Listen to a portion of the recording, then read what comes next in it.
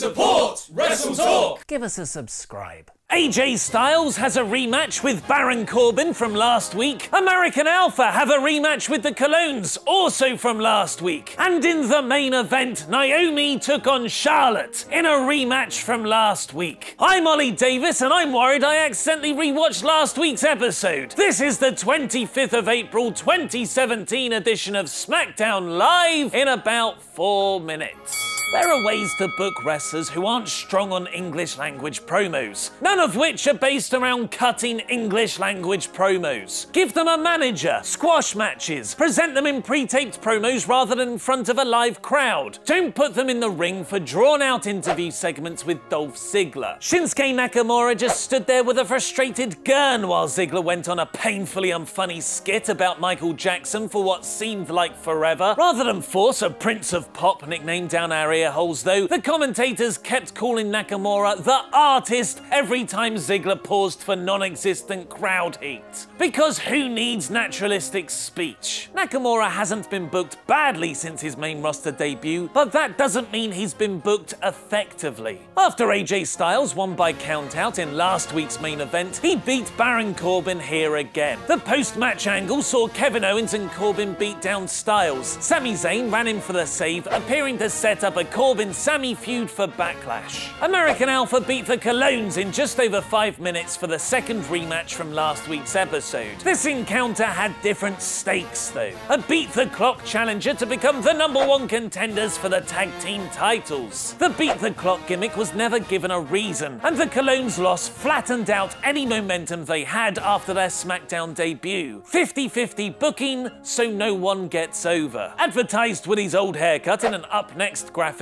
the source of the rumoured backstage heat on Rusev, the Bulgarian brute said that he doesn't like Daniel Bryan, he doesn't like Shane McMahon, and that he'll only turn up on SmackDown if he gets a championship match at Money in the Bank, which hints that Randy Orton's new gimmick might be beating up foreigners. At the moment though, his gimmick is beating up Wyatt family members. In an ODQ rematch from 2 weeks ago, Orton took on Eric Rowan. There were kendo sticks and tables, but the real fun stuff came after Randy's limp post-match promo. The new face of WWE, Jinder Mahal, and the Singh brothers ambushed him and stole the belt. While I find the USA stuff against people speaking a different language a bit passé, Jinder did well in his push's second week.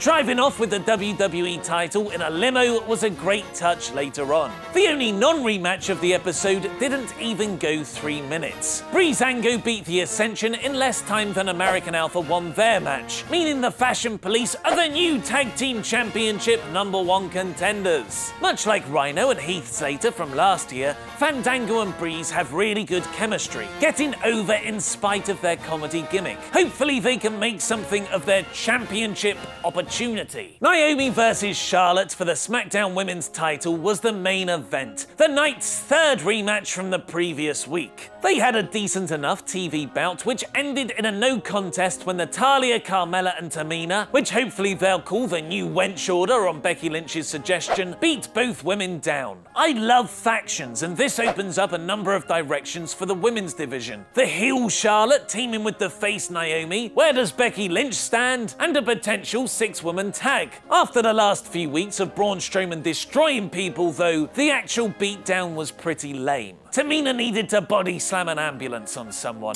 So that was this week's SmackDown Live review in about 4 minutes. Here's the usual ratings recap from top to bottom. Smackdown, Smacktastic, Smack Bang in the Middle, Ellsworthy, and Raw. This week's SmackDown is Ellsworthy. I'm not a big fan of putting on the same matchups week after week. See Raw from October to January. And this episode had 3 matches from the previous Tuesday, with another one from the week before that. It's lazy booking. And the Ziggler-Nakamura opening segment was tough to watch. What did you all think? Let me know in the comments down below, and make sure to vote in the poll above my head to give it your own rating. I'll announce the results on tomorrow's WrestleTalk news. Is Future Endeavors Friday coming soon? Several WWE wrestlers have been released from the company, and the full indie wrestling event IPW UK Super Show 8 is available on this channel right now. Click the videos to the left to watch those and press subscribe. I've been Ollie Davis, and that was wrestling.